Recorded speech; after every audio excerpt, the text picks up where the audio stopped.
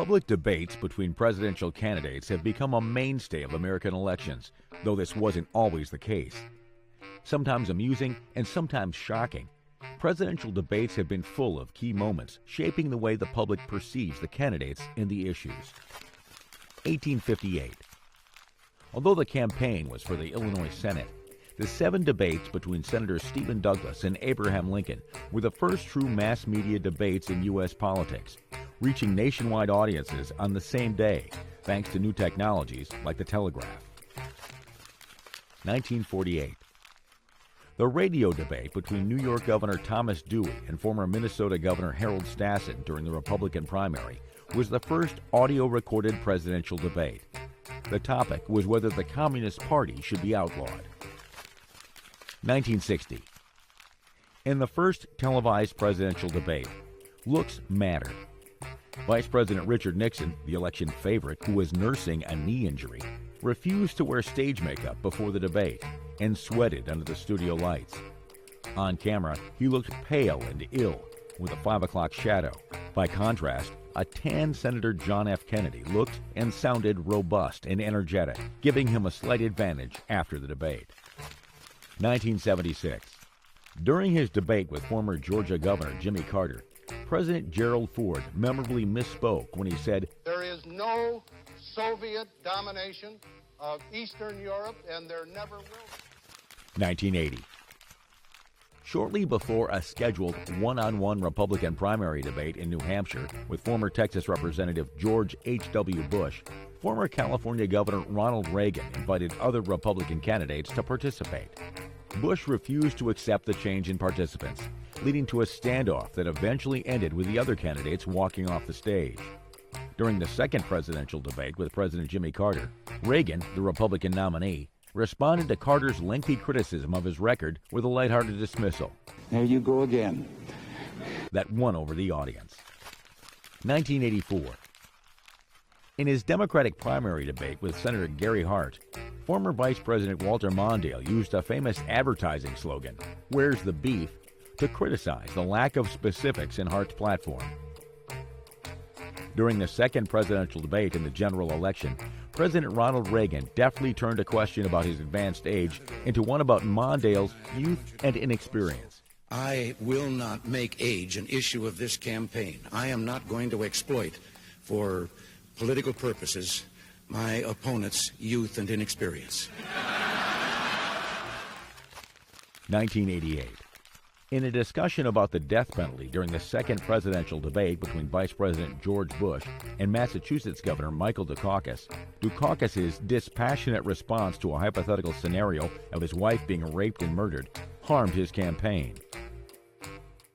"Governor, if Kitty Dukakis were raped and murdered, would you favor an irrevocable death penalty for the killer?" No, I don't, Bernard, and I think you know that I've opposed the death penalty during all of my life. During the only vice president debate between Republican Vice President Dan Quayle and Democratic Senator Lloyd Bentsen, Quayle compared himself to President John F. Kennedy. Bentsen delivered a withering retort. "I served with Jack Kennedy. I knew Jack Kennedy. Jack Kennedy was a friend of mine. Senator, you're no Jack Kennedy." 1992. During the vice presidential debate, retired Admiral James Stockdale, the running mate of independent candidate Ross Perot, chose an unconventional way to introduce himself in his opening remarks. During the presidential debate, Perot coined a memorable phrase when warning of the consequences if the North American Free Trade Agreement, or NAFTA, was signed. Meanwhile, George H.W. Bush alienated voters by conspicuously checking his watch. 2000. As Republican Texas Governor George W. Bush was speaking during the third presidential debate, Vice President Al Gore strode toward him, but Bush disarmed him with a quick nod. 2008. When Republican Senator John McCain criticized Democratic Senator Barack Obama during the first presidential debate for reckless foreign policy comments, Obama reminded McCain of his own past statements. 2012. During the Republican primary, Texas Governor Rick Perry began to list the 3 federal agencies he would eliminate as president, but forgot the third one. After former Massachusetts Governor Mitt Romney complained during the final presidential debate that the United States has fewer ships in the Navy than it did in 1916, President Barack Obama retorted, "You mentioned the Navy, for example, and that we have fewer ships than we did in 1916. Well, Governor, we also have fewer horses and bayonets." Romney attempted to highlight his commitment to diversity initiatives with an awkward turn of phrase. I went to a number of women's groups and said, "Can you help us find folks?" And they brought us whole binders full of women. 2016. During the Republican primary, businessman Donald Trump assured viewers that neither his hands nor something else were small. He referred to my hands. If they're small, something else must be small. I guarantee you there's no problem. I guarantee it.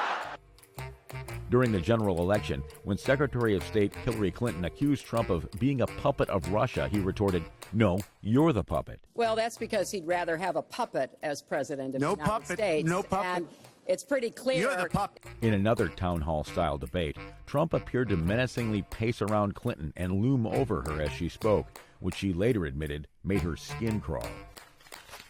2020. In a packed Democratic primary aired on the NBC network, Elizabeth Warren may have sunk Michael Bloomberg's campaign with an attack on his past sexist comments and a comparison to Donald Trump. I'd like to talk about who we're running against. A billionaire who calls women fat broads and horse-faced lesbians. And no, I'm not talking about Donald Trump. I'm talking about Mayor Bloomberg. During a chaotic debate in the general election, Donald Trump pressed Joe Biden on whether he would pack the Supreme Court by increasing the number of justices. Biden responded to Trump's repeated interruptions with, "Will you shut up, man?"